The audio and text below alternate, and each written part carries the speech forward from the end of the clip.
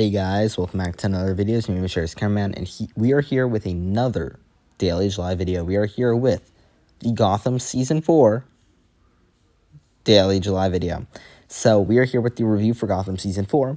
I have reviewed Seasons 1 through 3, as well as all 7 seasons of DC Legends, all 9 seasons of The Flash, and all 8 seasons of Arrow.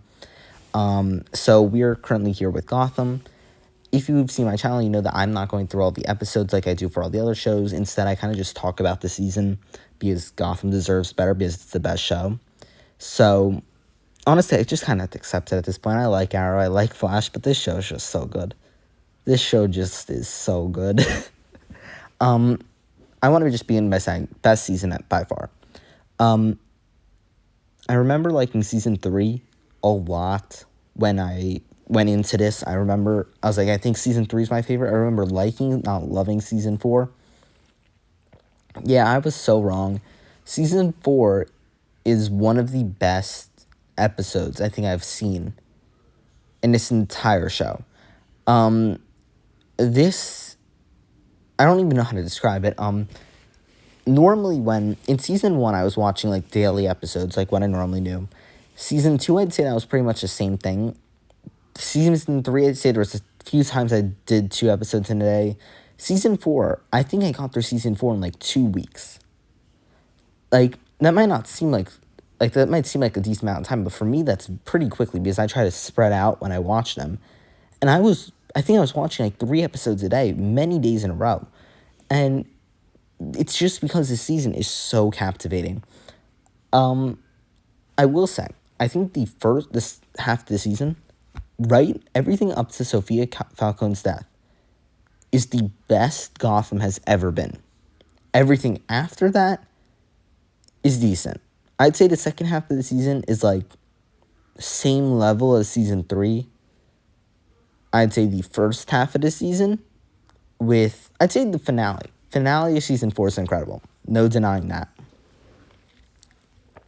Finale, I think, actually, pretty much, like, look, I think the idea of the villains in Jerome and Jeremiah Velasquez is cool. It's good. It gets good in episodes 21 and 22. But the entire Sophia Falcone plot, I think, is the best Gotham's ever been. I love episodes 22, 21, 22. I love One Mad Day. And what's the final episode called? No Man's Land? Yeah. That episode's incredible. That's the best episode of Gotham ever, I think.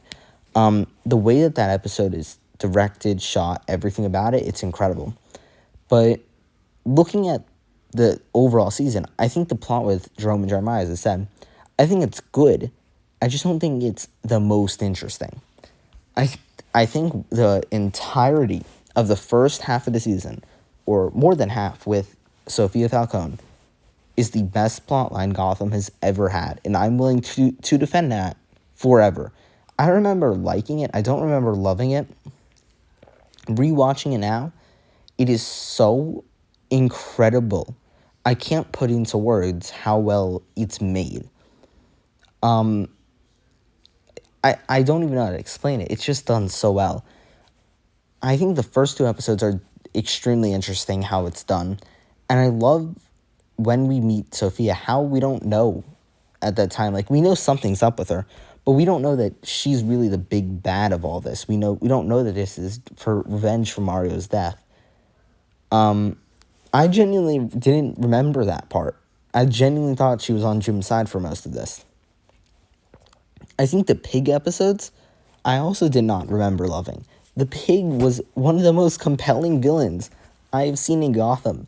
I think episodes 6 through 9 are some of the best and strongest Gotham episodes the show has ever seen. In episode 6, we have the first part of the Pig, which is so good.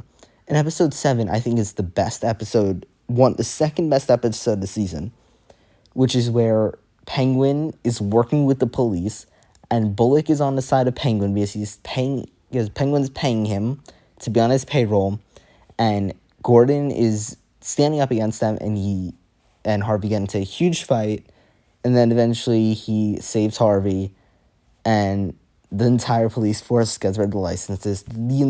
It is the best episode of Gotham. Honestly, I think it's better than, it could definitely be better than the finale. It actually probably is. That episode, you would never expect it to be that good. That's the issue.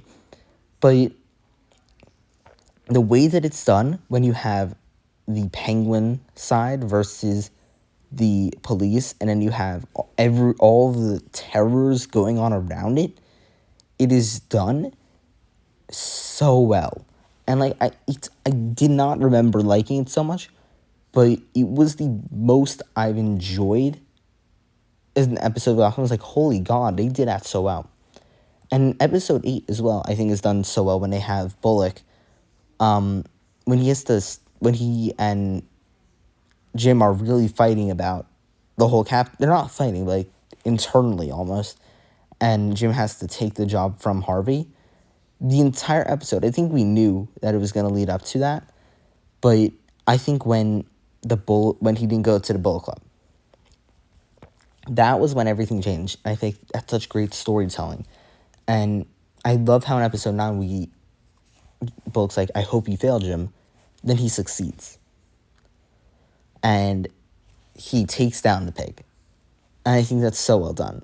Because I think even after the pig plot, I think the Sophia plot is done very well. How it really feels like she's trying to convince everyone else of stuff. But as good as the Sophia plot is, I don't think it reaches the level of that pig arc. I think the pig arc is honestly so underrated. Because I think the divide between Bullock and Jim is one of the best pieces of storytelling I've ever seen from the show. Because I love how it tells the story of these characters being divided from each other. I think it's done in an incredible way that I really didn't expect to see in this season, but I love how well they do it. And I think especially in those later episodes when Bullock and Jim get back on the same page and they do try to take down Sophia, I think it's also so compelling. Because I really do love seeing these characters together on screen. So when you see them finally working back together and taking down Sophia, it feels like they went through this whole arc. And I think in the past seasons of Gotham, there have been weak episodes or have been weak plot lines, and I don't think we ever got that this season. I think every episode was strong, and I'm willing to say that season 4 of Gotham is by far the best.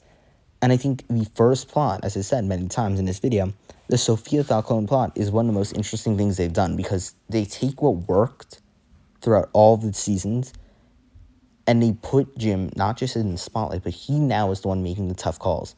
He's not just a cop. He has risen to such a height that he is now the one who basically saved this entire army of cops.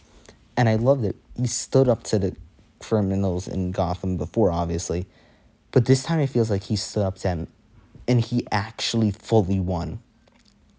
Because he saved all the cops from, and Penguin's men from Pig's trap. And I think that is such it's all crafted so well so that it feels natural. How Bullock is losing it, how Bullock gets on the payroll, makes the wrong call, and is forced to let Penguin in. So when everything goes wrong, we see Jim's heroism, and he makes the decisions, and it just plays out so well. And I think to talk about the second half of the season quickly, I think it's good, and I do like the stuff, how all the characters, the decisions they're making do seem logical for them, but I feel like it just doesn't reach the heights of the first half of the season. I think if this was the second half of any other season, it would be so much better. So yeah, I think that's all I have to say. Thank you guys so much for watching this video. I'll see you guys in the next one. Bye, guys.